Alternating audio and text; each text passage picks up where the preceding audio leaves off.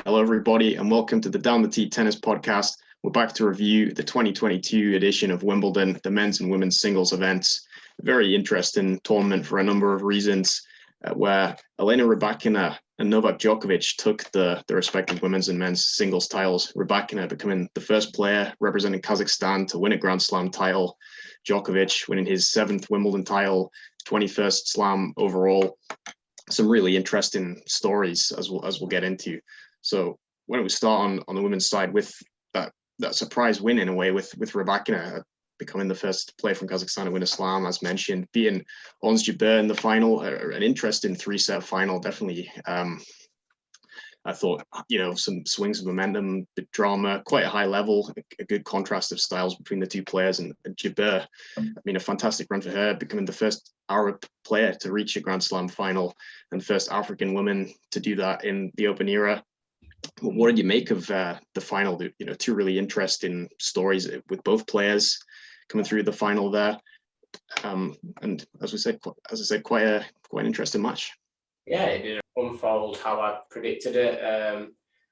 I didn't have Rybakina making a final. I think if you'd have told me that she made a Wimbledon final before the tournament happened, I wouldn't have been that surprised. We know she's got a lot of talent, a big serve, an aggressive player. She's got some tools there to be great, especially on grass courts. But I think we've seen it kind of her have strong runs, but it kind of unravels for her later in tournaments.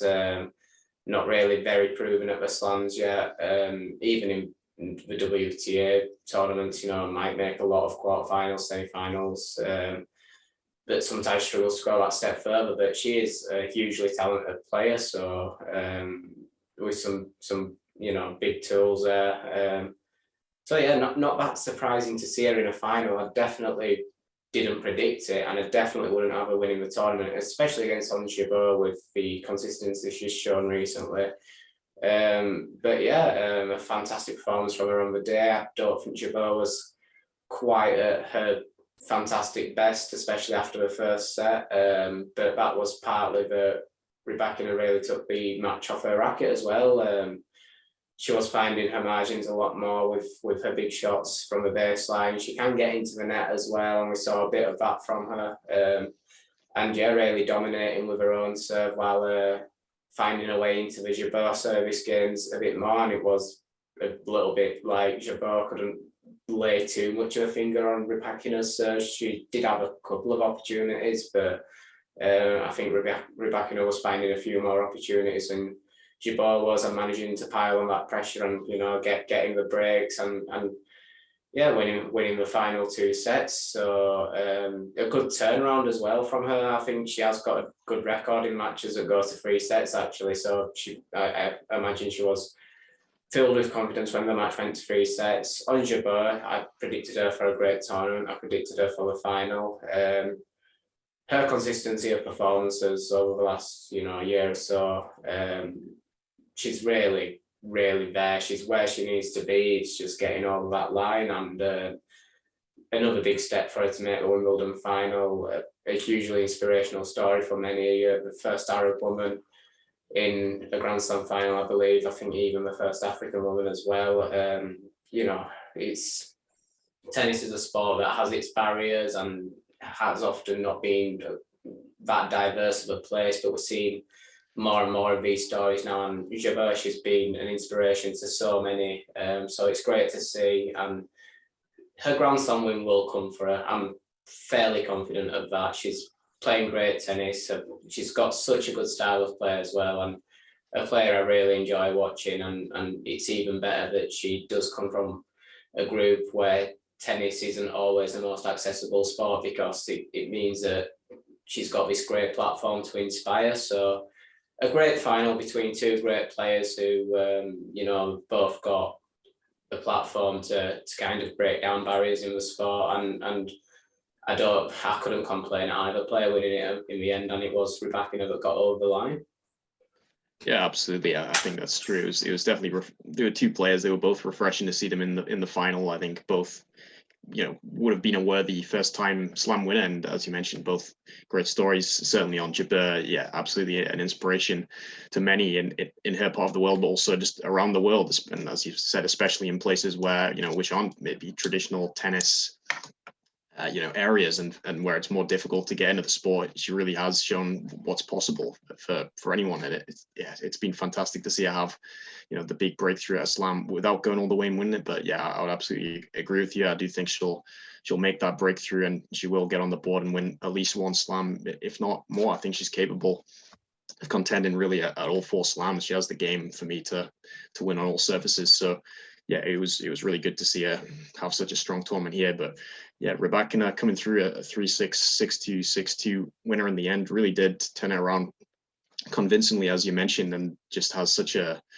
strong game, definitely effective on the grass. I mean, one of the best first serves on the WTA Tour, I think, which I think the stats showed this year. It's top of that, the serving leaderboards, but really did see it, I think, on the big stage in this tournament on the grass. Just showcased that it's such a weapon consistently in the high, in the range between 115, 120 mile an hour. It's very tough to stop on the WTA Tour, and backs it up with power from both sides. Really just a clean ball striker is the way I'll describe it. So when she is on like that and confident, very difficult to stop, particularly at an event like Wimbledon. We've seen that type of player, maybe I've seen some comparisons with Pera Kvitova, and I think that's probably quite a good one in terms of her game style. And yeah, and as you mentioned, the way she handled the other areas of the game, though, occasionally come to the net. Jabeur was troubling her with the variety, the slice, the drop shots earlier on in the match, particularly in that first set. But as it went on, she really started getting up to those balls impressively, moving really well, which I think she does move pretty well for a high end frame. And yeah, she started handling that extremely well as the match went on, responded with some of her own variety. So yeah, I think a worthy winner. Definitely was the better player on the day. Jabeur did fade a little bit after a really good start, but I think all credit to Rybakina. She closed it out pretty convincingly. Just that game, which you did touch on, where she was she was already up a break in the third set. She held from love 40. That was the key moment, really. And I think she did pretty much take it out of Jabeur's hands on most of those points. There was only really one where I think Jabeur had a look and just missed a forehand drop shot wide. That was maybe the chance to get back into it. But from there, she didn't really give Jabeur another look. And yeah, as you said, not the most surprising winner out of given, in comparison to some we've seen on the WTA side in recent years, such as Raducanu, Krejcikova, Ostapenko, going back a bit further. I think, being seeded 17th, we have seen her have some really good results, but yeah, a great breakthrough for her, and I wouldn't be surprised if she won more, particularly on the hard courts as well. I think she can do really well, but if not here at Wimbledon, I think she is going to be a contender given her age. So it'll be interesting to see how both these players going forward, because I think they're both capable of competing in Slam finals, a few more times. So just on the tournament as a whole, we saw Rybakina beat Simona Halep in the semifinals, who had a strong resurgence here at Grand Slam level. We had seen her have a pretty solid year. Some of the results starting to come back, and the first time Halep had been back at Wimbledon since winning the title in 2019. She sadly didn't get to defend a title and start out as the first women's player on Senate Court last year. It was unfortunate for her that she missed out on that, but she came back here and put in a really strong showing. And also Tatiana Maria reaching the semi-finals, which I think is fair to say definitely was a surprise semi-finalist there. I mean, Maria had only made the third round of a Grand Slam once before that, 34 years old. I mean, a fantastic story there. Just what are your thoughts on Halep, Maria, the other players who've made the semi-finals and made for a couple of interesting matches there? So Halep, it's another I was said before that we wasn't sure how it was going to unfold after coming back from injury. It's just, I think we knew she'd get back to a good level, but it was just how long it would take. But she's continued to put stronger and stronger results together, but just ran into a player playing extremely well in that semi-final with straight sets defeat to Rybakina. But I think she should hold her head up high for the tournament as a whole. She's only made me more and more confident that we might see her back in a slam final one day, maybe even picking up another one or two. So I wasn't that surprised to see her in the semi-final here, and you know, if anything, I'm surprised that she didn't even go one step further. And then Tatiana Maria, apparently a great friend of Ons Jabeur, and that match was played in great spirit. It was a really interesting match, actually. Both players kind of brought out some lovely shots, you know, some great variety, and like you say, the swings in momentum as well that make for a great match. And it was just great to see a slam final played in such a friendly spirit. And the better player won in the end, probably. But I think it's been said a lot. Maria, a mother of two, unseeded. It's just, it really is an underdog story to get that far. Nobody really had her at the forefront of their minds. But to make the Wimbledon semi-final and play some really impressive stuff along the way, really entertain the crowds, and like I say, especially in that semi-final, that was probably the match of the tournament for me. I think it's another great story from this event. Yeah, it certainly was. And Maria, I mean, such a, as you mentioned, for all the reasons, the age she's at, you know, not going past the early rounds of a slam, being a mother of two, and just, you know, such an interesting game. We talked about the variety of Jabeur, and I mean, Maria is definitely, you know, in that mold of player, of a player. You don't see too many players like that now, with you know, a lot of slice, drop shots coming to the net, a lot of slice on the forehand side as well. Just a tricky play, and it was really interesting to see her on the grass, which, you know, that style can be rewarded if you really do execute it like that. You know, not many opponents face that really at the top level. So yeah, really interesting to see her run. And you know, not the only unseeded quarterfinalist. Actually, 4 of the 8 quarterfinalists were unseeded. Something we talked about before the tournament. You usually do see it on the WTA side. It's just the challenge of predicting who it's going to be. But you know, along with Maria, there was a compatriot, Jule Niemeyer, who she beat in the quarterfinals. You know, a young German player, you know, at the other stage of her career, but hadn't won a match at a Grand Slam before this event. So I mean, a fantastic breakthrough for her. You also had Marie Buskova reach her first Grand Slam quarterfinal after not previously getting past the second round. And I would say that the least surprising of the unseeded players was Ayla Tomljanovic, who backed up her quarterfinal run at Wimbledon last year by doing the same year. Also ending the run of Elise Cornet, who, you know, as we'll come on to, did end the 37 match winning streak of Iga Swiatek in the previous round. So some more interesting stories there with those unseeded players. I would say a mix of surprise, probably at them reaching that stage. But what did you make of that group, and who are you most impressed by, really? Probably Niemeyer. At her age, you're probably looking at her as someone who can maybe use it as a platform to push on. I think Buskova as well is quite young. So yeah, I think those players, but it's a huge breakthrough for you, really looking to see if they can build on that. I hate the flash of a pan term. I don't think it's fair to label players that, but there is always that question of, there's a point to prove now, can you go and can you do it again?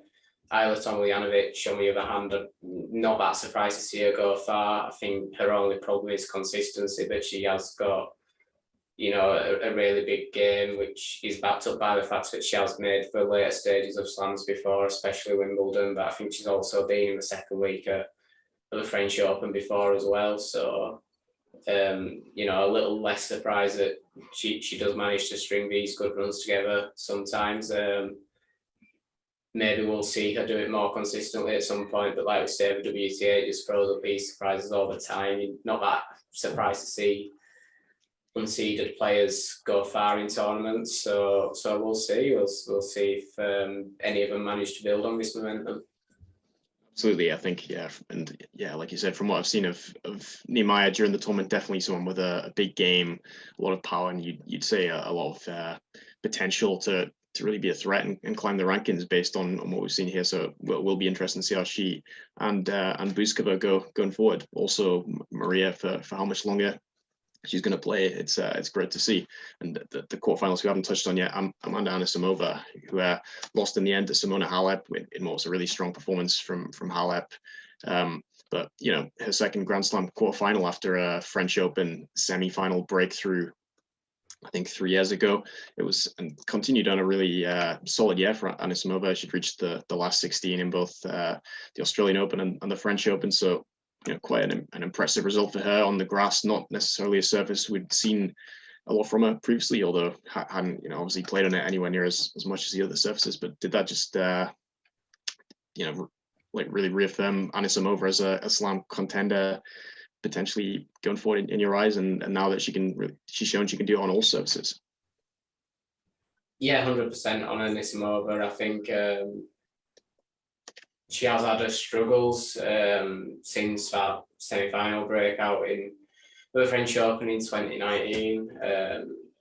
Losing her dad, injury problems, and I think that's why it's taken maybe a little bit of time to build on it. But seeing her go far in Australia again, into the fourth round, into the quarterfinal of the French Open this year. The fourth round of the French Open actually this year, and the quarterfinal of Wimbledon. That's a really strong set of results at the Slams. I know some players break out a lot younger, and you'd say, but at 20 years old, there's still plenty of years left, and you don't need to really prove any points yet. You also see players break out later, and 20-year-old isn't late to break out at all. So for that list of slam results for the year, fourth round, quarterfinal, it's strong for a player her age, and it's just another big step forward for her. It's great to see her finally push on with a bit more consistency, and another player with a big game. She hits well from a baseline and has some real weapons to her game. So I'm sure we'll see a lot more of her going forward. I'd back her for a strong US Open for definite. I think she's strong on all surfaces, including the hard courts, and it's her home slam. It's about time she really put on a really big show for her home fans, and especially with them on her side. So like I say, just another positive step for Anisimova. Absolutely, she's definitely trending in the right direction. So great to see her playing this well. So we'll move on kind of to some of the big stories of the earlier rounds of the tournament, and starting with one which I did touch on, which just one of the biggest stories of the tournament as a whole. The number one seed, the world number one, as we mentioned, Iga Swiatek, hadn't lost since February, but did lose finally to Alizé Cornet in the third round here, 6-4, 6-2, a pretty convincing upset win over Cornet. I think we both identified her as a dangerous opponent before the tournament, but still, I would say that the manner of that result was definitely a shock. What did you make of it, and finally the end to this incredible winning streak? Yeah, Iga's reign of terror, it's over. Alizé Cornet, dangerous player. It's actually funny that she ended a long Serena run as well, quite a few years back now. And now to Swiatek. I think with Iga, it's probably a positive step. I think she has come out of it with a really positive attitude of, it's just a new challenge now to build a streak like that again. It always had to end eventually, and it's ended to a really good player at a tournament where she maybe does have some improving to do. Despite the junior title, which filled me with a bit of confidence that she will maybe keep the streak going. She hasn't really proved that much on grass at the senior level yet, but I'm sure she will eventually, because she's just too great to not. It's I suppose it takes a bit of that pressure off for Iga going into the hard courts, where she's got another big opportunity, because she's maybe a little bit more proven on hard courts than she is on the grass for definite senior level. A couple of really good runs in Australia in what are still the early stages of her career, to be honest. So yeah, I think it's not gonna really be too much. It's obviously disappointing for Swiatek, but I don't think it's, you know, going to be followed by a bit of a slump. It's just something that happens. It's a defeat against a player that played fantastic on the day, first of all, and that's, you know, has real proven quality at this level. So yeah, it's just another one of those things. I'm sure Swiatek will be back stronger from it. Yeah, absolutely. I would expect the same. And yeah, as you say, of course, I mean, she'll be disappointed not to carry it on as, you know, even longer and win Wimbledon, but, you know, she'll definitely be back. I think the grass is, you know, a different challenge. Obviously, just, you know, so few opportunities to play on it.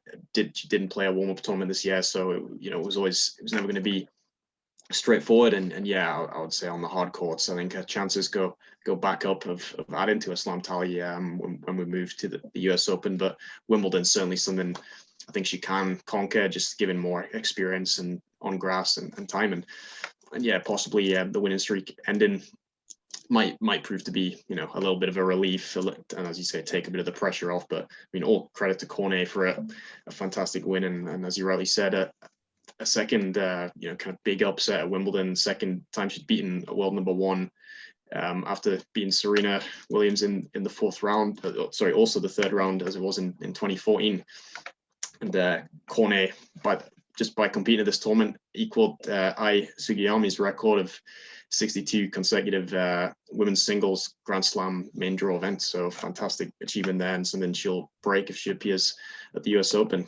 But Serena, we just touched on it there. It's probably a good time to move on to her return to action, her first tournament for a year since Wimbledon last year, where she picked up the hamstring injury in the first round and sadly had to retire. We saw her come back again go out in the first round, but was able to compete this time, going down to Harmony Tan, who, another really interesting story of the tournament, who had a great run at the fourth round. But you know, a really interesting match there, ending in a third set tie break. What did you make of Serena's return to action, and what, you know, maybe what it means going forward? To just play out a fantastic match on centre court that really had the crowd excited. I think that's a positive. I don't think that's the end for her. Obviously, the end's going to be speculated at her age and how much time she's taken away, but I don't think she's even considering that. I think if it was, it'd be a much happier ending than last year, but I think there was enough in that performance to probably convince herself and to convince everybody that there is still the platform there to maybe go out on her own terms a bit more with a decent run. I think there may have been a bit of a problem with the playing singles tennis for the first time in a long time. I think that was really what separated her and Harmony Tan in the final set. I feel like Serena really put it all out there and didn't have much left in the tank, whereas Harmony Tan was on her way to the biggest win of her career, and you know, younger, more conditioned to singles tennis. I think that is what made the difference. And she went on to have a really strong run after that, actually, into the fourth round, beat Katie Boulter along the way, who was flying the flag for Great Britain, having a good tournament. It's a shame because I think a lot of us will have been watching that thinking, how many times it's a very beatable opponent for Boulter to go even further, but it wasn't to be. You know, Tan she really did play brilliantly this tournament. I think that first round match, I think the quality came and went. I think at times Serena hit some shots, you know, just vintage Serena shots, attacking slow second serves. You know, she wouldn't. It's not in Serena's mentality to let players get away with rolling in the second serve, and I think she did hit a couple of winners off 10 second serve a couple of times, and some aggressive hitting from the baseline. But also, I just think maybe she was finding movement around the court a little bit more difficult, and that means that she had a bit less time on the ball, a little less time to pull off those shots. So at times, I think there was a few errors coming from her where she wouldn't make errors in the past. But like I say, although the quality came and went, the fact it was there at times and she did manage to play such a competitive match means that I would see a maybe not a full return to the tour, but playing just a few more warm-up tournaments for maybe even the US Open this year. I'm not sure if anything's been said on that, but definitely for Wimbledon next year to hopefully string together, like, who knows with Serena. I wouldn't have her down as a potential slam winner at this point, but I would have her down for maybe a quarter-final appearance, and that'd be a great run to maybe go out on her own terms, because although I don't want to speculate right at the end for her prematurely, I do think it is coming in the next couple of years. Yeah, I think that's true, definitely. At the age she's at now, but yeah, just fantastic to see her back here, and as you say, just able to play a competitive, entertaining match like that, and fairly long match. And even though she lost, obviously it was difficult to expect too much coming in, given the lack of tournaments, as you said. So hopefully we'll see that maybe going into the US Open, and I agree, I still think she can have a solid run.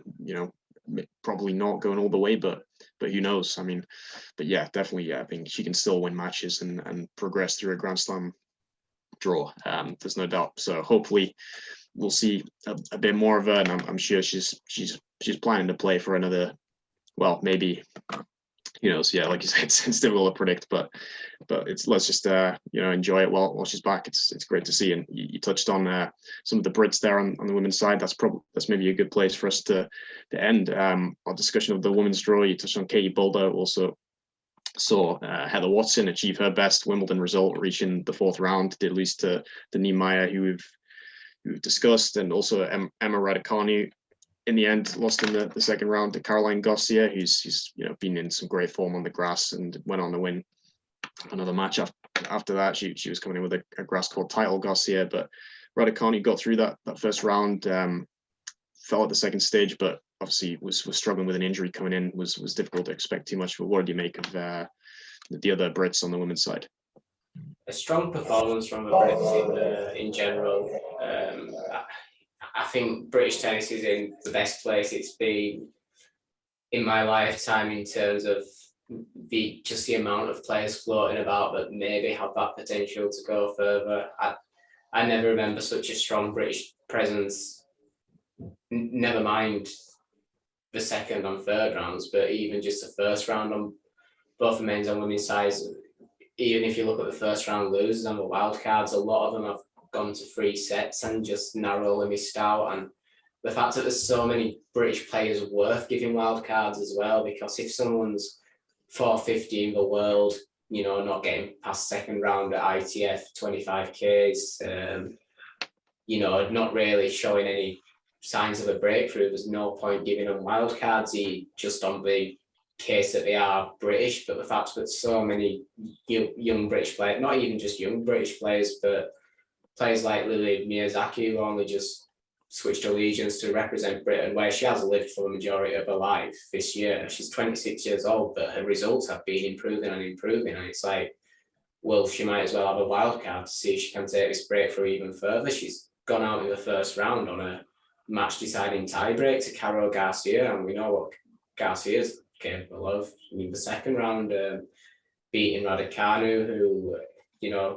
maybe struggled a bit on the day, especially with, like you say, the injuries coming into the tournament, not really being able to have the preparation that she'll have wanted to. But it kind of shows that, it's a reminder of Garcia's quality as well, that she's managed to break down Raducanu in straight sets, 6-3, 6-3. So, the fact that these players just, on the men's side as well, players like Joe Penniston, there's these British players that are worth putting into the main draw of a Grand Slam because they have the potential to break out, and a few of them, going that step further. Jack Draper, Liam Brody, who, the improvement he's made at the age that he is just fantastic. He's really like he's got his head down and just wanted to see what he can achieve at this stage of his career. So, you know, we may not have an Andy Murray at the moment competing for slams. I mean, Nori got to the semi-final, but I don't think I ever had him down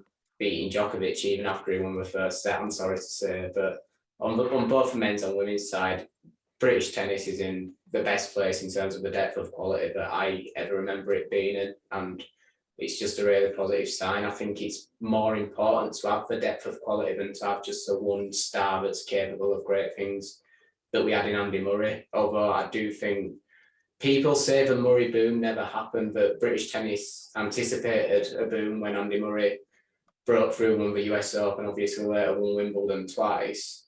But I think the depth of British tennis right now is proof that it did happen. I bet a lot of these players cite Andy Murray as an idol to them, someone who made them believe. And, you know, I think it's great that, once again, who knows what Murray could achieve. We've seen him get good results, but we'd maybe hoped a little bit more of him this tournament with the results he had coming in. But even if he doesn't go on to win many more titles or have a really strong run in a Grand Slam to go out on, at least he gets to pass the torch to a really, really strong group of players. Absolutely, yeah.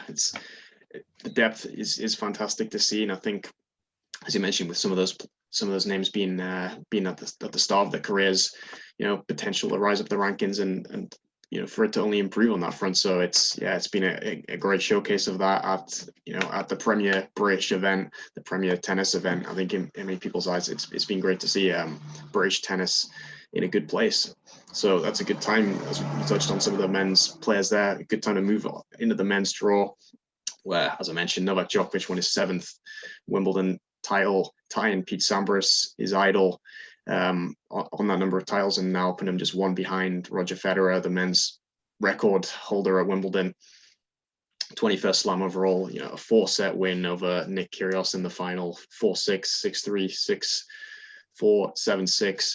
Yeah, a really interesting final. I thought a really enjoyable match. It's highly anticipated, you know, as a real potential blockbuster. And I mean, although it pretty much delivered, barring, you know, maybe going 5 sets, but in terms of the level of tennis, I think it was right there.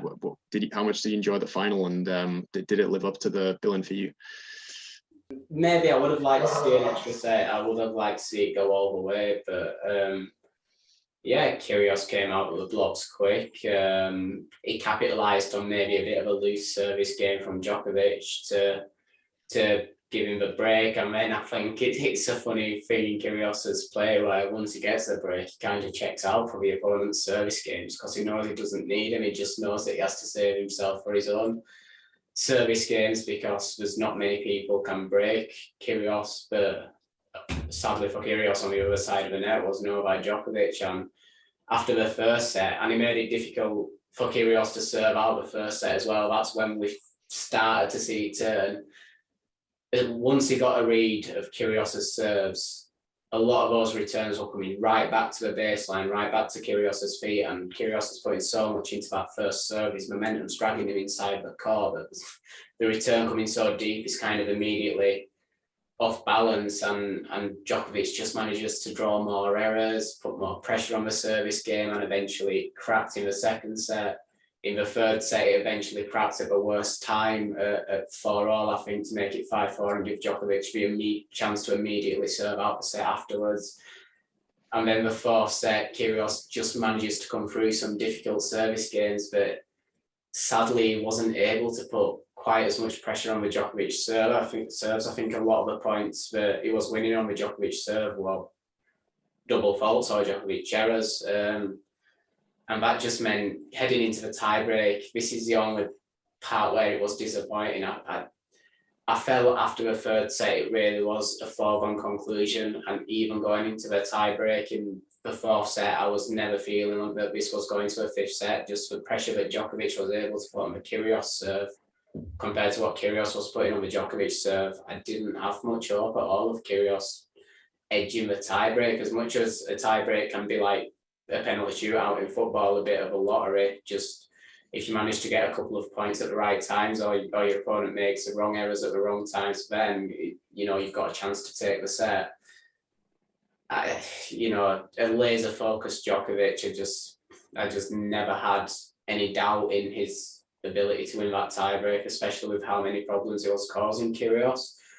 Even though he didn't get the break at all in that fourth set, he did have a lot of games where he looks like he might. And that was the only part where the final fell flat to me. I think it was after the third set when I just realised there's not really much of a competition anymore. Djokovic is the Wimbledon champions for 2022, but once again, a hugely deserved champion. We can't say otherwise. I mean, what a player. Just the return of serve is ridiculous. Even on grass, the way he dealt with that Kyrgios serve after the first set was, I don't understand. It's superhuman. The vision, the reflexes. There really isn't another return of serve like it. The aggressive return as well. Not Murray makes, or a prime Murray makes a lot of returns just on pure statistics of getting the ball back over net and making his opponent hit another shot. But he doesn't put it in an awkward position for his opponent the way that Djokovic does, not as often anyway. And that's what sets Djokovic apart from the other great returners. It's not only his ability to make even the big servers hit another shot, it's the fact that he makes that extra shot even more awkward as well. And yeah, it's just a ridiculous player. He's just a ridiculous player. I mean, you could almost leave it at that. I mean, you're absolutely right in terms of the return, and the greatest returner of all time for me, and certainly on faster courts, as you mentioned. I think you can make a case Nadal on clay, the way he returns, absolutely incredible. But Djokovic on grass, I mean, what he's been able to do in that regard, and I mean, in all areas of his game, really, just his dominance at Wimbledon in recent years has been incredible, really. I mean, he's become the fifth man in the Open era to win a slam 4 times in a row, which he's done at the last 4 editions of Wimbledon. It's now reached a record 32 men's slam finals. I mean, just more incredible records, which he seems to break or equal every time he wins a slam or goes deep at one of these events. The consistency he's had. But on grass, I mean, it's the style of player he is. You wouldn't have expected this probably at the start of his career, but it's been incredible just how complete he is and what he's been able to do on all surfaces, particularly here now. I think you could argue grass is his best surface now at this stage of his career. And I mean, to win 7 of the 8 Wimbledon finals he's played and hasn't lost on centre court since the 2013 final against Murray. I mean, just it's incredible how difficult he's been to beat for the last decade here. And as you said, the return absolutely crucial in that match. I mean, how well Kyrgios served, really. I mean, he served well in the match. I mean, well over 70% first serves in, but particularly at the start, was barely getting returns back. But from then on, as you mentioned, when he finally had that game where he made Kyrgios work a bit to serve it out in the first set, from then on, he was getting a look. He was getting a lot back with interest, deep, and had a run of games where he went to juice. I mean, it was incredible to see that against, I think, definitely one of the best servers in the world. It's definitely, in terms of, you'd say, if you to put it in one way, it would be saying pound for pound servers. When you consider Kyrgios' height, just the pure serve itself, you could argue it's the best, given John Isner has got 6 inches of height on him. I mean, but Isner, an absolutely incredible serve as well. But Kyrgios right up there as one of the great serves. And I mean, on grass for Djokovic to deal with it the way he did, it was incredible. But I mean, I think we also saw the improvement he's made in his own serve, which has become such a weapon in recent years.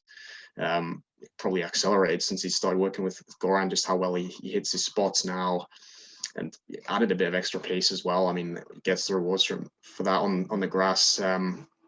Just playing the big points well, which I mean is nothing new. We almost come to expect it, but you can't take it for granted. I mean, how he does it in these big matches so often, digging himself out of trouble to serve out for the second set from love 40 down, holding it together at the end of that third set, aided a little bit by Kyrgios, has to be said, who he did lose his cool a bit, but not to the degree we've seen at times. It wasn't complete self-sabotage from Kyrgios, I wouldn't say. And the fourth set tiebreak was maybe the most disappointing part, I would say, from Kyrgios. Did go away a little bit after he had a bad start with the double fault and just checked out for maybe a couple of points, and that's all it took really for it, to be away. But as you mentioned, I did have confidence Djokovic would come through, even though it was such a close competitive match and the scorelines just decided really by a couple of breaks of serve and a tiebreak. It's when you look at it like that, but everyone I think has the confidence in Djokovic in those moments, because he just has an ability to not miss, but also not be passive. He makes you play, but it's the depth. Yeah, incredible to see it again. But a fantastic run for Kyrgios, the first unseeded man to reach a Grand Slam final since Wilfried Tsonga at the 2008 Australian Open, who also lost to Djokovic, which was Djokovic's first slam. Quite an interesting, little fact that that's happened. But yeah, what did you make of Kyrgios's run through the draw? I mean, he was someone who came in great form. I did identify him as someone who would be a threat at the tournament, but didn't quite. I think I had him in the quarterfinals, but we didn't quite see him going all the way to the final. Did benefit, I think it would have to be said, with Berrettini not being in that section of the draw, but I mean, played some fantastic tennis. Took out Tsitsipas in a fiery third round match. Then, of course, unfortunately, he didn't play Nadal in the semi-finals, who had to withdraw with the abdominal injury. But a big breakthrough for Kyrgios, probably not something many expected to see, given how the last few years have gone for him. Yeah, Kyrgios, I've got to admit something here, and I never saw Nick Kyrgios in a Grand Slam final. Not a singles one, obviously. I literally did see him in a Grand Slam final at the Australian Open in the doubles, winning the tournament. But yeah, I've never been one of these that said, Kyrgios, if he got his act together, he could win slams, because I do think that although he's incredibly talented, it's like that Nadal saying, if doesn't exist. A great saying, by the way. And I think the argument's over is, if he just got fit, if he just got a personal trainer, a physio to his team, maybe a new coaching setup in general. I've seen people even suggest maybe sort of a mental coach, like you see some players going with nowadays, that if he got all that together, maybe he could be a multiple slam champion. I've always thought that although there is some ridiculous shots to his game, some incredible talent, his serve, his forehand, I think his backhand breaks down a little bit too much for me, and maybe you do need to be built on top spin fundamentally to be a top tennis player nowadays. Yes, you can get some success hitting flatter, especially on grass, but most top players nowadays are built heavily on a solid top spin shots for the most part. Maybe being able to hit sort of different shots, the different shots that Kyrgios goes with a little bit more often, a bit less, when the time dictates. And I do think, I've always thought that was a fundamental issue to his game, the fact he doesn't just hang in there a bit more, that his shots are maybe a bit flatter, a bit more consistently. But he's really has proved me wrong. And having seen him make a slam final, coming through sort of, yeah, you might say his draw was kind of opened up for him a bit, but he did have to come through Kyrgios, he had to come through Tsitsipas early on, and in a fantastic match, by the way, probably the match of the tournament, although I do think Rafa Nadal fighting an abdominal tear, just the pure grit to get through Taylor Fritz is also up there for me, and the final as well is up there for me for match of the tournament. It's not like he's had an easy time. Paul Jubb in the first round gave him a tough test, but he hung in there and got through it. And you would say those kind of matches, I think Brandon Nakashima as well, I saw that as a danger after that Tsitsipas match. Sort of, we know that when he gets hyped for a match, when he's really feeling it, when he really wants to beat this guy on the other side of the net, he can really dial it in and produce some excellent tennis. And I thought that maybe he'd fall flat in that Nakashima match after the incredible match with Tsitsipas that was wasn't played in a great spirited, sane sportsmanship, but it was so fun watching Tsitsipas try and hammer balls at Kyrgios after Kyrgios got in his head. It was a great spectacle, and I had friends who take a passive interest in tennis talk to me about how great that match was, and I think that shows maybe kind of the positive side of Kyrgios, that he does attract, you know, that kind of audience that you know, tennis really does need to be attracting. But like I say, yeah, I think Nakashima, being a player that, you know, doesn't wear his heart on his sleeve as much, he'll just stay focused on his own game. He's incredibly fit and he can make a lot of balls, but he's also quite built enough to have a fairly big serve, you know, a bit of pace on it from a baseline, a bit of aggression from a baseline. I thought that kind of player that could maybe frustrate Kyrgios by just not giving him much back as well, you know, not giving him a reason to be angry, just gets on with their own game professionally. I thought that might be a stumbling block, but it showed the maturity to get through that in 5 sets. And now this is where I'm kind of eating my words a bit.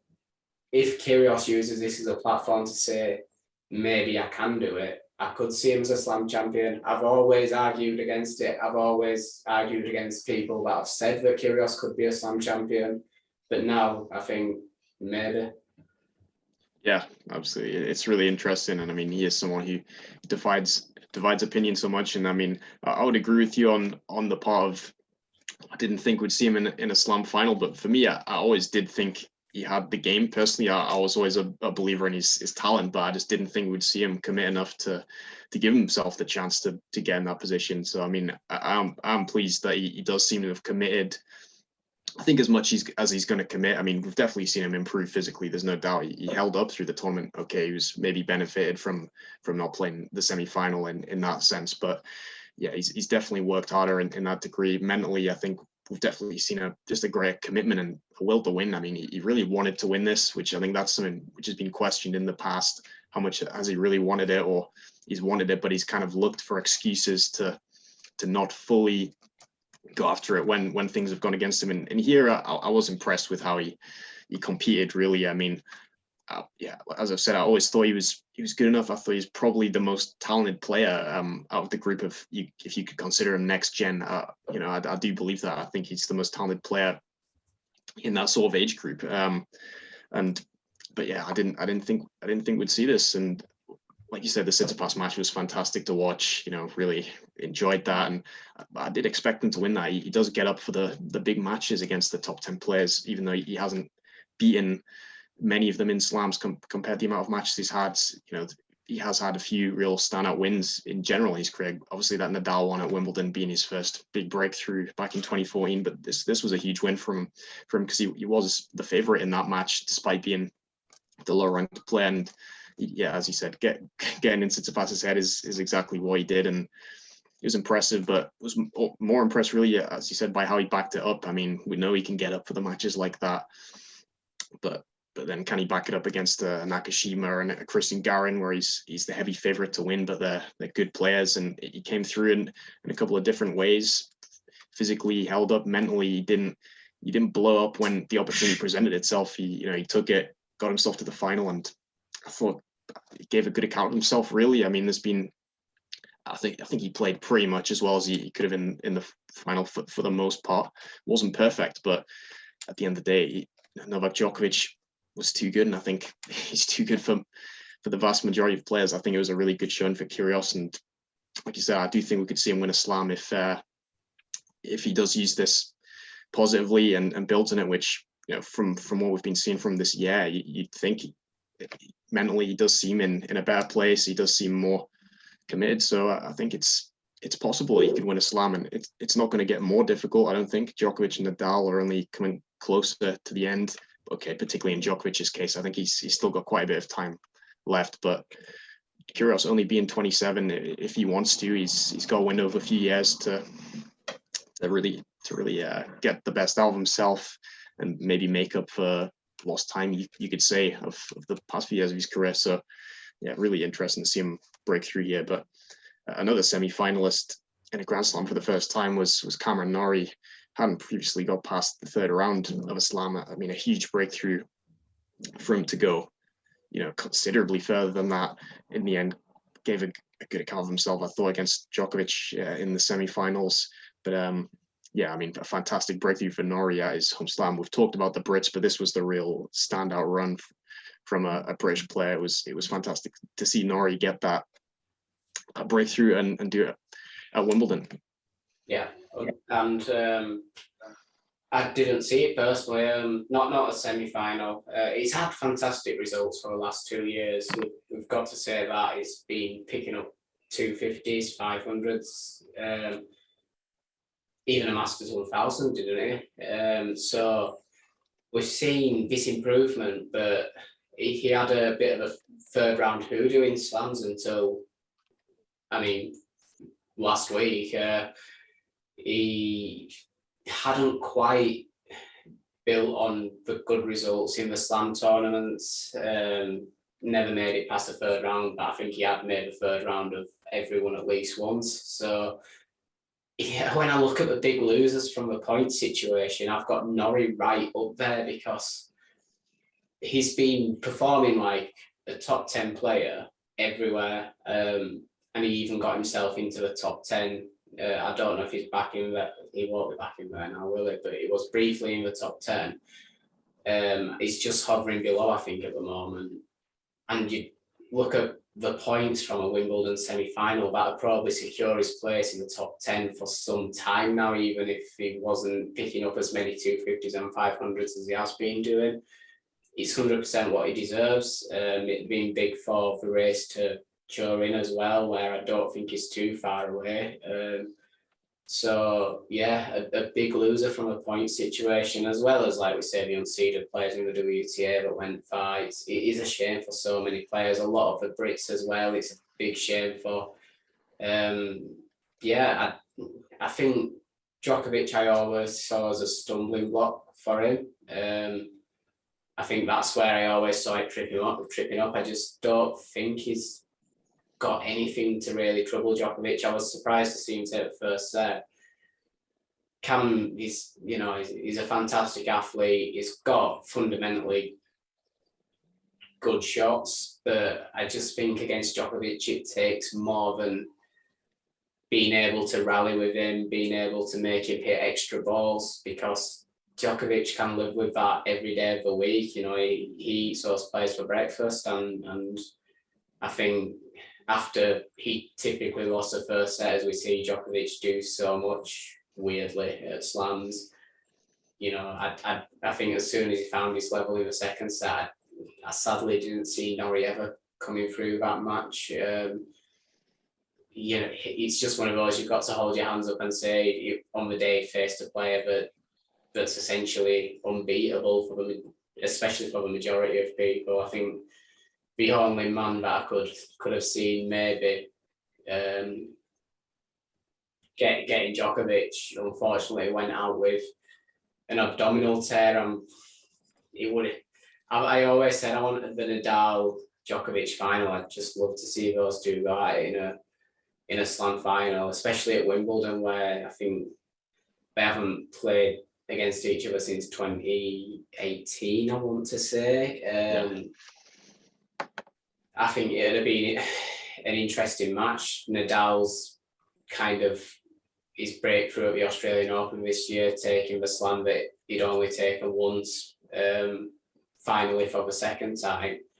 The confidence that he was building across all surfaces, I think it'd be interesting to see if he could have given Djokovic a game on grass. I've said I don't think a Kyrgios Djokovic final was a bad consolation prize for the unfortunate injury situation with Nadal. But yeah, it's a shame. I was asked about Nori, and I've come on to Nadal's injury again. That's how much it stings.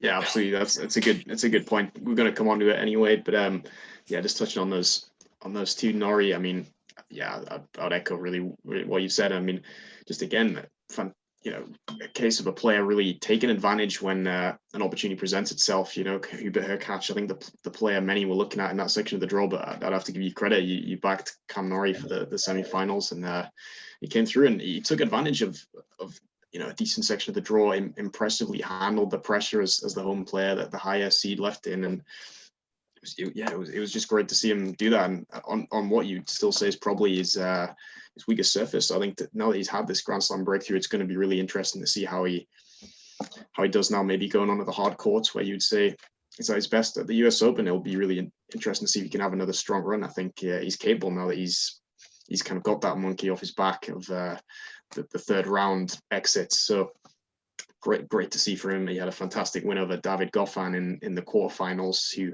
a real resurgence for him to get back to that stage. His fourth Grand Slam quarterfinal, first one since Wimbledon 3 years ago. So again, probably a contender for the match of the tournament, and a great win for Nori from 2-1 down. But Nadal, you've touched on it. We've both mentioned the withdrawal. Unfortunately, with the abdominal injury, what was looking great really up until that, after maybe a slightly shaky first couple of rounds where he went 4 sets, but was looking in great shape really until that issue, which he had carried into the tournament, but had got worse during the match with Taylor Fritz, unfortunately, which, as you mentioned, just managed to battle through that incredibly, really, with a significantly weakened first serve.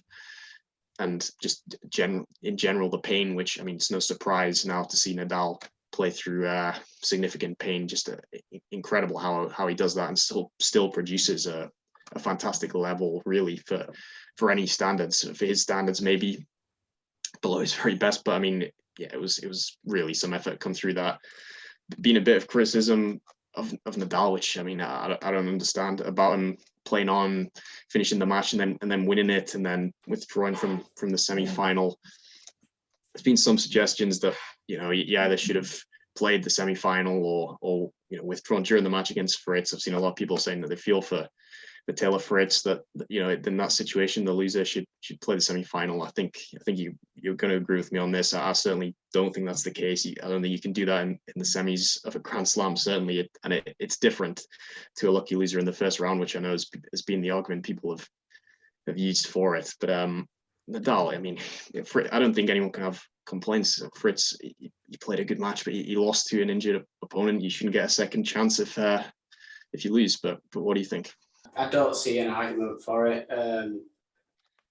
I think Taylor Fritz has said himself, to his credit, that if he wasn't good enough to beat Nadal when he's going through the injury issues that he was, then he doesn't need the handouts. He doesn't deserve the handouts, and it's a huge shame for those people with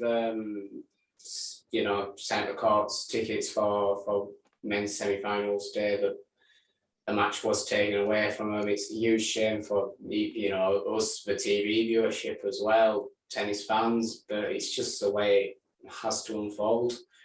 Unfortunately, it's the integrity of the tournament, first of all. It's a tournament with hundreds of years of history, and yeah, it has changed. It used to be a completely different format, but I think you've got to kind of honour the tournament and the way it's set up. It's,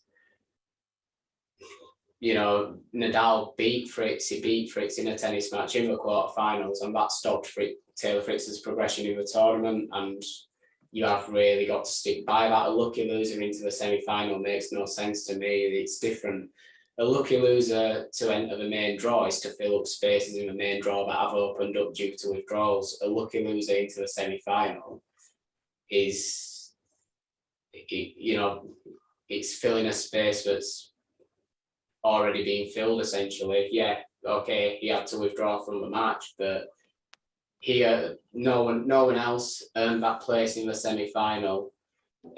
So no one else should play that semi-final, even if you said it should be, a lucky loser based on the highest seed left or something like that, to say, well, they didn't lose to Nadal, so they could, be a worthy semi-final. It's like, it's hard to explain, but I just think it kind of removes sort of the integrity of the competition. This player that was defeated is suddenly a semi-finalist, if they go into the final and they win the final somehow, I think that's a hugely controversial situation. It's a completely different situation to a main draw place being filled because it's opened up. Because that's just to make sure there's enough players there to, start the tournament, and players are handed positions in the main draw anyway through wildcards. Yeah, those players didn't lose in qualifying and get into the main draw, but they are handed that place. So to me, it is a completely different situation. It's a situation that there's no precedent for, that devalues the integrity of the competition. And yeah, I think Taylor Fritz, like I say himself, saw no argument for it anyway, no reason to entertain the idea. Absolutely, totally agree. And as you say, Taylor Fritz said that himself. Just want to make it clear, it's not a specific criticism of Fritz for losing that match. I'd say it's just with anyone in that situation. And Fritz would give him a mention for a really good tournament, his first Grand Slam quarterfinal, and ultimately did compete well in that match. It was still Rafael Nadal he was up against. So it was a great match.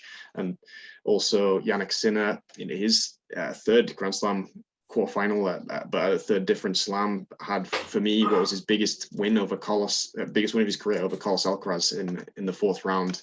He's had some really solid, consistent results. Maybe just missing those big wins against top 10 players. His record against top 10 players hadn't been great, but that was a big one against his young rival in what was a potential great rivalry of the future, and possibly a good result for it, you could argue, given there was maybe a sense that Alcaraz was head and shoulders above everyone else in his age bracket. Sinner maybe just showing that could be a good clash between those two going forward, and also backed it up winning the first two sets against Djokovic in the quarters before Djokovic came back for the seventh time from 2 sets to love down.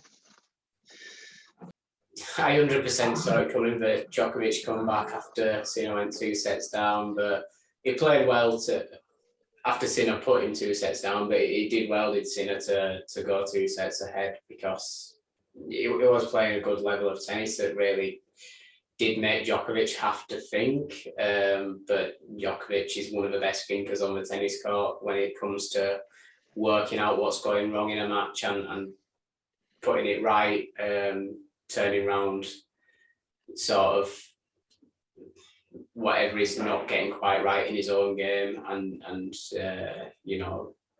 just swinging the momentum back in his favour. So no shame in that defeat for me, and some positive signs. And the Carlos Alcaraz win is a fantastic win. I think Alcaraz, he'd shown some brilliance earlier on in the tournament. I think he demolished Oscar Otter, which Oscar Otter isn't an easy player, especially on grass.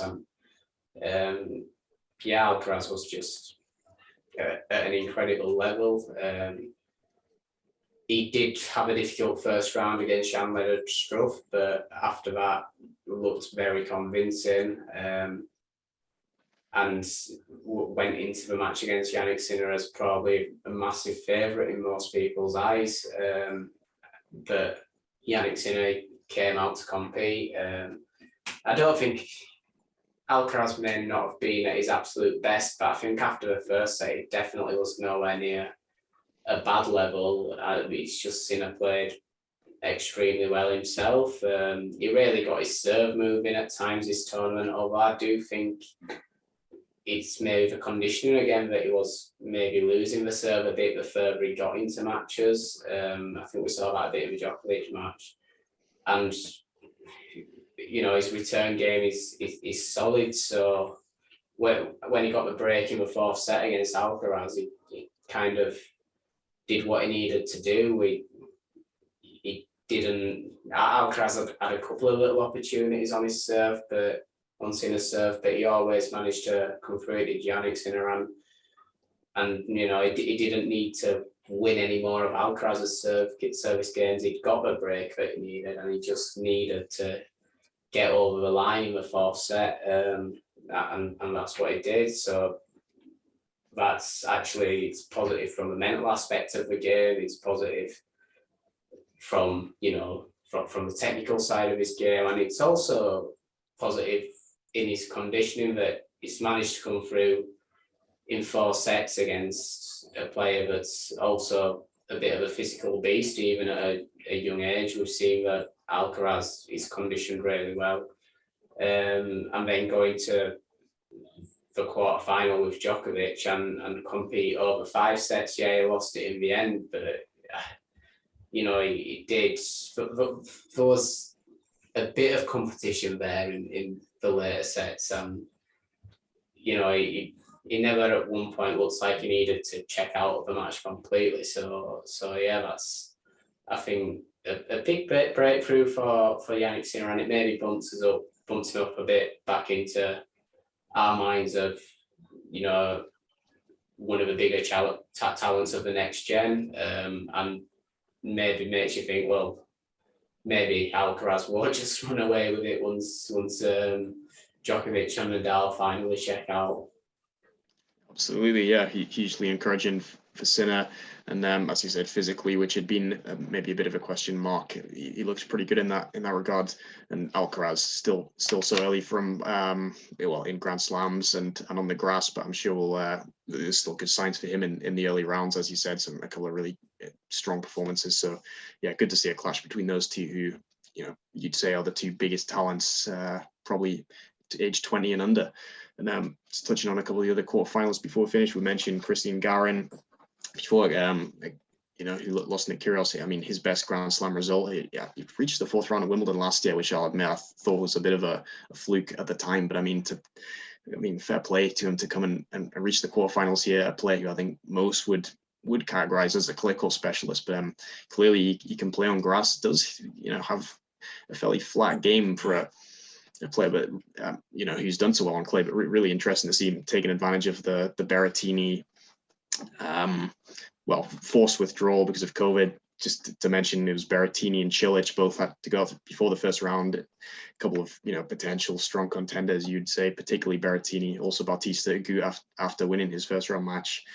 To add to Zverev and Medvedev, we did lose quite a lot of top contenders, you'd say, for the tournament. But just to mention that, but also we mentioned Goffin losing to Nori. It was a fantastic return to form for him, really. I mean, we've seen some good signs this year, winning the title in Marrakesh, some decent results on the clay, but it's great to see him back and playing so well again. So just maybe touching on those 2 and anyone else on the men's side before wrap up who you might want to cover. Andy Murray also maybe an interesting talking point. Just want to say it was a big shame for this tournament that we did have players removed from the draw due to COVID. It's not really a factor that I considered much coming into the tournament. There seemed to be no talk of it. I don't remember there being many problems from the French Open. And yeah, losing players like Berrettini from the draw. Yeah, he managed to be tested in time for a lucky loser to come in and at least fill that fixture. But yeah, it's sad to lose Berrettini, who was a big contender. Bautista Agut, he actually had to go in the 2nd round, which meant we lost a fixture there. And he's another player that could have had a strong run here. I don't think a contender for the title, but definitely a strong run, as he has done at Wimbledon before. So yeah, I do just want to say that was a big shame, this tournament, but at the end of the day, it's in the interest of the players' safety, their health, to make sure this testing still goes on, and that it doesn't spread through more and more players throughout the tournament. On Christian Garin, I think the only reason that we have to consider him a clay court specialist is because growing up on the ITF and Challenger circuits largely in South America, he probably had all his opportunities playing on clay, the majority of them for certain. He didn't play on grass until 2017. At senior professional level, I must say, he's probably played on grass at some point in his junior career.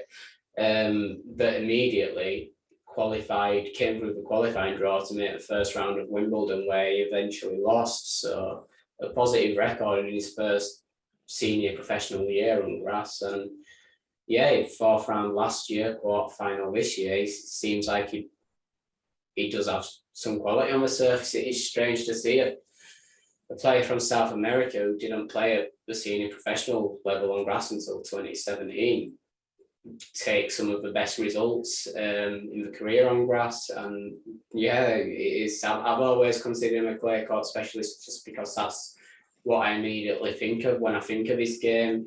But that's probably because, like I say, he's had more chances to play on clay.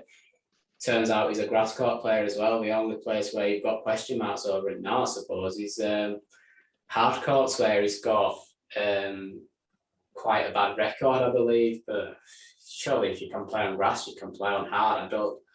I don't see him as too dissimilar as surfaces. Yeah, the bounce is higher on hard courts, but both hard courts and grass courts are faster than clay courts. So I always think it's weird when a player can play on grass but not on hard courts. I don't think it's a common thing at all. So I'm sure he'll get there. But yeah, an interesting player. 4th round last year, quarterfinal this year. Who knows next year? And aside from that, David Goffin, we know he's a great player. We know he's had a bit of a slump, and yeah, maybe he can find it again. He's been in the World Tour finals. I think he's been as high as 8 in the world. I'm not sure he'll rise quite to there again, but it has been weird seeing him lose a lot in previous years because it felt like he was a player that was going to stick around towards maybe the top 20 or so at least. It's been strange to see him drop down so far, but definitely a player that can rise the rankings again, maybe back towards the top 20 or so. I'm not sure about top 10, but maybe. Timothy van Rijthoven, he backed up his fantastic grass court season, getting to the 4th round, competing quite well with Djokovic and losing in four sets, as so many players seem to do. Managed to take one set off Djokovic, but no more. And his countryman Botic van de Zandschulp as well, another positive result for him, another maybe a bit of a loser from the point situation, having made the 4th round. I think it's a round or 2 better than he did last season, so it'd be another positive points differential to help him climb rankings further, as he has been doing for the last couple of years. So once again, he competed quite well with Nadal in a straight sets defeat. Yeah, it was straight sets, but that's where I realised Nadal had found his level. That he went up against a player who's quite dangerous on grass, big serve, some big shots, and beat him in three sets, 2 of the sets being quite close. The last one on a tie break, so positive tournament for him. And then just Andy Murray, it was a shame to see him go out in the 2nd round, especially after the positivity from Stuttgart, beating Tsitsipas, beating Kyrgios, taking a set off Berrettini in the final. It really did feel like, I had hopes of him even meeting Djokovic, what would be a fantastic quarterfinal at last from the past, just on the fact that he's got more grass experience and you breakouts in Sinner and Alcaraz. So I felt if he got through that Isner match, it'd be a big problem for these young guns, and that he'd have a chance to make the quarterfinal and come up against Novak Djokovic. So he did. It was a flat feeling when he lost to Isner. Isner served fantastically on the day. Isner always serves fantastic, but I feel like he was especially good in that match. And Murray just didn't find the vintage Murray returns. I don't believe he did manage to get into a few games, take a set, but yeah, he really did struggle to break as often as he usually would. He does usually manage to come through the big servers quite comfortably. Yeah, he had an 8-0 record against Isner prior to that match. And then I think if you're getting broken by Isner, it's a problem as well, because you've got few opportunities to break. So your serve needs to be faultless. You need to be winning your own service games. And I think his serve didn't quite hold up on the day as well. So a bit of a shame, but we've seen more positive signs than negative signs from Murray over the last few months. And that's what we need to remember. The man is not finished. Anyone saying he's finished needs to watch more tennis, needs to see him play. Yes, he had maybe a poor performance against Isner. Maybe we expected a little bit more of him. But, it's one match, and he's won a lot more matches than he's lost this year. So that's something we need to remember, and taken some really good results along the way as well. He recently beat the man who went on to become a Wimbledon finalist on grass, and that shows that Andy Murray's still got some big tennis to play. He can still be a factor, I believe. I'm not too optimistic, but he's very much, he's out here to compete. So that's a note I'd like to end it on. Those saying Murray's finished, you're gonna have a nasty surprise soon. Absolutely, it's a good way to end it. And yeah, I would agree on Murray. We'll end it with a positive note on Murray. It was a tough one, but as you say, it was a fantastic performance by Isner, who really was at his best there, and who also broke the all-time ace record in the tournament. Deserves a mention, which was probably fitting after one of his greatest wins. You'd have to say, really, beating Murray on centre court. And yeah, with Murray's preparation being a bit halted by that injury he picked up in the Stuttgart final, I think we can take that into account. And as you say, he's not done just yet. Let's see what he can offer at the US Open. Hopefully, with a full preparation, I still think he can have a solid run or two at a slam, definitely at least. So let's see. But yeah, a good place to end it. A really interesting tournament. So much to discuss, as we've had a lot of interesting stories. So we've really enjoyed talking about it, and we'll be back again soon with the US Open on the horizon. Plenty of tennis though to come before then with the US swing. We've got some tennis on the clay as well in Europe. Newport as well on the grass next week. So a real mix to come in the coming weeks and couple of months as we lead up to the final slam of the year. And we'll be back with you to cover some of that before then. Thanks everyone for watching, and we'll see you next time.